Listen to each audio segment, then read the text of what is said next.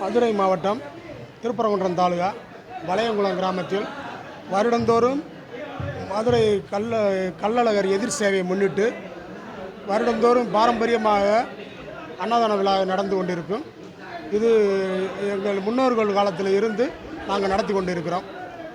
சுமார் 10,000 மக்கள் எழுதி உணவு இருந்து அக்கம் பக்கத்தில் உள்ள ஒரு வளையங்குளம், எளியார்வத்தி, பாரபத்தி, செம்பக்குளம், வளையவெட்டி, சோளங்குருணி, நல்லூர், சின்னொடப்பு, இது பக்கத்து கிராமங்கள் அனைவரும் வந்து இதில் எல்லா கிராமங்களும் பங்கெடுத்துக் கொள்வார்கள்.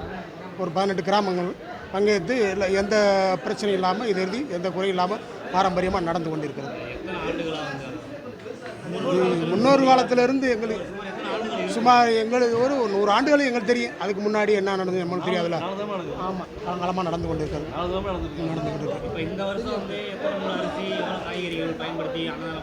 இந்த வருஷம் வந்து ஒரு 120 சிப்பம் அரிசி 1000 கிலோ பருப்பு போட்டிருக்கோம்.